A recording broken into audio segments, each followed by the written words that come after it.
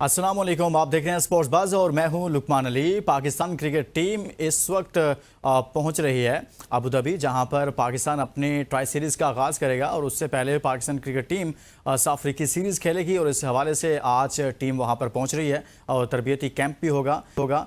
और इससे पहले ये बताया जा रहा है कि इतनी जल्दी बुलाने का मकसद ये है कि वहाँ की कंडीशंस, वहाँ के माहौल को हमारे प्लेयर्स जो हैं वो समझ सकें और उसमें अपने आप को एडजस्ट कर सकें, इसलिए पहले बुलाया गया है। और बाकायदा तौर पर कुछ दिन वहाँ पर मैचेस भी होंगे, जो प्रैक्टिस मैचेस खेले जाएंगे आपस में, और इसके साथ साथ भरपूर तैयारियां भी जारी रहेंगी। लेकिन इस वक्त पाकिस्तान में डिबेट चल रही है। जो पाकिस्तान क्रिकेट बोर्ड ने नए सेंट्रल कॉन्ट्रैक्ट्स का ऐलान किया है, उसमें कुछ प्लेयर्स पर तनकीद की जा रही है कि आखिर ये कैसे सेंट्रल कॉन्ट्रैक्ट का हिस्सा बन गए। और फिर एक कैटेगरी को खत्म कर दिया गया है जिसमें बाबर आजम और मोहम्मद रिजवान मौजूद थे, और अगर वो नहीं है तो फिर एक कैटेगरी ही नहीं है। और हैरानकुन तौर पर यह भी है कि जो आपके कैप्टन है यानी कि पाकिस्तान टीम के, वो हमेशा से हम देखते आ रहे हैं कि वो कम अज कम एक कैटेगरी में होते थे, वो भी हमें एक कैटेगरी में नजर नहीं आ रहे।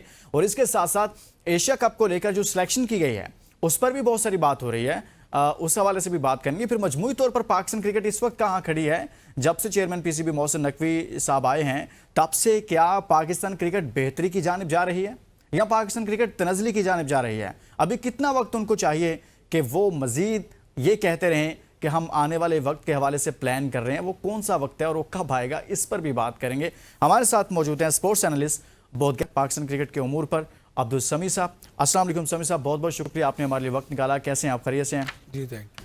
सबसे पहले अब्दुल समी साहब, हम देखते हैं कि सेंट्रल कॉन्ट्रैक्ट्स पर ही बात कर लेते हैं। एक कैटेगरी ख़त्म कर दी गई, बाबर आजम, मोहम्मद रिजवान अब उसमें नहीं है, और बहुत सारे लोग कह रहे हैं कि दुरुस्त फैसला है, उनकी अपनी परफॉर्मेंसेस ठीक नहीं थी जब आप बी कैटेगरी में लेकर गए। लेकिन मेरा सवाल यह है कि क्या ए कैटेगरी को कोई और प्लेयर सूट ही नहीं कर रहा? मेरे ख्याल में इसको ऐसे शायद देखें कि ये एक डिबेट रही है कि पाकिस्तान के जो प्लेयर्स हैं वो दुनिया भर में है। वैसे तो हम गरीब मुल्क कहलाते हैं, लेकिन दुनिया भर में जो अच्छे क्रिकेट बोर्ड्स हैं और अच्छी पेमेंट्स करते हैं अपने खिलाड़ियों को सेंट्रल कॉन्ट्रैक्ट के नाम पे, या आपकी जो मंथली जो भी सैलरीज होती हैं, और इसके अलावा पाकिस्तान में हमेशा वो बहुत बेहतर अमाउंट रही है। और इसके ऊपर जो है बहुत से लोग तनकीद भी करते रहे हैं। तो मेरे ख्याल में एक कैटेगरी को शायद ख़त्म करना इस एंगल से भी है कि अगर आप किसी को 70 लाख रुपए दे रहे हैं तो आपने डिसाइड कर लिया कि यार हम 7 मिलियन पर मंथ एक खिलाड़ी को नहीं देते, सबसे अच्छे को हम 5 मिलियन देते हैं। शायद इस एंगल से वो हो। लेकिन बहरहाल एक बात जरूर है कि या तो आपने उनको बहुत ऊपर लेवल पे रखा हुआ था और जब आपने उनको उधर से हटाया है तो आपने वो एक कैटेगरी खत्म कर इसका मतलब ये था कि बास लोग कह रहे हैं कि बाबर आजम नहीं है तो एक कैटेगरी ही नहीं है, यानी कि ये भी एक तासुर आ रहा है ना कि वो नहीं है तो फिर आपने पूरी कैटेगरी उड़ा के रख दी। देखिए इसके लिए अब किस लेवल पे प्लानिंग हुई है, कहाँ कौन बैठा है, उसमें आकिब जावेद शामिल थे, बाकी क्रिकेट बोर्ड के जो करता धरता है वो थे, तो उनसे सवाल होना चाहिए। जो प्रेस कॉन्फ्रेंस हुई है तो उसमें कोई बहुत ज्यादा सवालात का मौका नहीं दिया गया, तो अभी बड़ी तशनगी बाकी है और इसके ऊपर जवाब आना चाहिए कि किस प्लानिंग के तहत आप जा रहे हैं। अच्छा अब्दुल समी साहब, आपने मुआवजों की बात की है, पूरी दुनिया में क्रिकेटर्स को मुआवजा मिलता है। ए कैटेगरी में तकरीबन 70 लाख हैं, बी कैटेगरी में अब 45 लाख माहाना दिया जाता है, और इसी तरह से सी कैटेगरी में 20 लाख था और अब उसमें प्रमोशन हुई है, थोड़ा सा ऐड किया गया है, इंक्रीज़ हुआ है, 25 लाख कर दिया गया है। डी कैटेगरी 12 लाख के बजाय अब 15 लाख हो गई है। ये जो मुआवजे हैं आपके ख्याल में कुछ कहीं ना कहीं बहुत ज़्यादा नहीं है कुछ कैटेगरीज के इसमें? नहीं, मेरे ख्याल में शायद इसलिए नहीं है कि देखें, हम जैसे कहते हैं कि हम क्रिकेट का स्टैंडर्ड अपना वो रखें जो इंटरनेशनल स्टैंडर्ड है, हमारे ग्राउंड्स का मेयार वो होना चाहिए, हमारी पॉलिसीज भी होनी चाहिए। अनफॉर्चुनेटली बाकी तो सारी चीज़ें उस इंटरनेशनल मेयार पे नहीं है, लेकिन हमारे मुआवजे ज़रूर इंटरनेशनल मेयार पे हैं, तो इसमें कोई मुज़ायका नहीं है।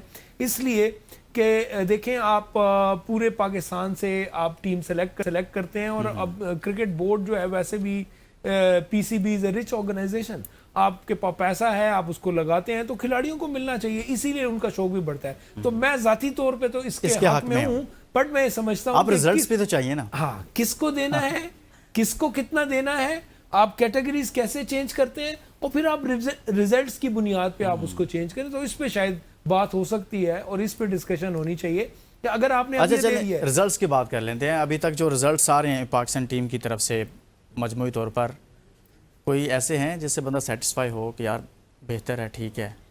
नहीं, देखिए, पिछले कुछ अरसे से तो क्रिकेट का मेयार गिरता जा रहा है, लोगों का जो है शौक खत्म हो गया हुआ है।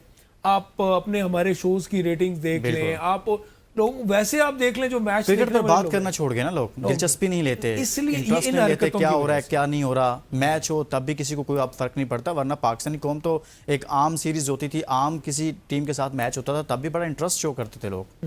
तो बस इसीलिए है ये, देखें दुनिया भर में होता है कि जो लोग आपके खेल रहे होते हैं, जो उस पूल, जो प्लेयर्स पूल होता है, तो उसको आपने इसी तरह एंगेज रखना होता है। बल्कि तो इस पे काफी डिबेट होती है कि एक बंदा अगर टीम से निकलता है तो एकदम से फिर उसके पास देखें करने को कोई और काम नहीं है। अगर उसने मुल्क के लिए खेला है, इतना अरसा वो आया है, उसने सेंट्रल कॉन्ट्रैक्ट लिया, हाँ ठीक है उसने सेविंग्स की हैं, उसने बचा लिया, अदरवाइज वो अगले दिन अगर रिटायर होता है और आपके साथ वो इधर नहीं बैठता या कमेंट्री नहीं करता तो फिर उसके लिए मसाइल। और ये आप बेहतर जानते हैं। मैं इसलिए कह रहा हूँ कि अब्दुल समीर साहब तमाम क्रिकेटर्स के साथ राब्ते में रहते हैं, जो पाकिस्तान में लीग्स होती हैं मुख्तलिफ, उनको वो देखते हैं। अच्छा, एक और चीज़ भी बड़ी अहम है कि कुछ को प्रमोट किया गया है, जैसे हारिस रऊफ़ पर कुछ लोग बात कर रहे हैं कि जी हारिस रऊफ़ की आखिर परफॉर्मेंस क्या है कि उसको अब बी कैटेगरी में लेकर चले गए हैं। डिज़र्व करते थे वो बी कैटेगरी?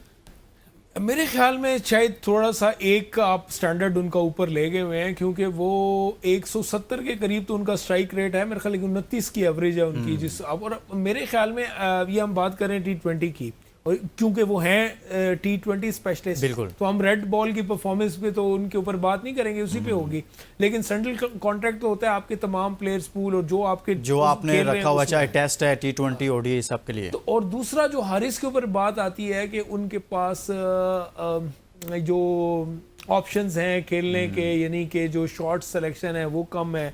उसके बाद वो अपने होम ग्राउंड पे उनकी परफॉर्मेंस और होती है, जैसे आप ज्यादातर उनका रिकॉर्ड देखें तो कजाफी और आपको इधर मिलता है, लेकिन जब वो बाहर जाते हैं, अभी आप देख लें तो उनको मसाइल का सामना होता है। मसाइल के सामने होता है। समय सब एक ब्रेक लेते हैं जी, और ब्रेक के बाद हम वापस आते हैं। तो कर रहे हैं हम खास तौर पर सेंट्रल कॉन्ट्रैक्ट्स के हवाले से कि भारी भरकम मुआवजे दिए जाते हैं। ए कैटेगरी में 70 लाख है, बी कैटेगरी को 45 लाख है, बाकी की कैटेगरीज की अगर बात की जाए, सी की तो 25 लाख हो गया है, और डी कैटेगरी के प्लेयर्स को आप मिलेंगे 15 लाख रुपए माहाना मुआवजा मिलेगा। एक ब्रेक के बाद वापस आते हैं तो बात करते हैं कि भाई रिजल्ट क्यों नहीं आ रहे।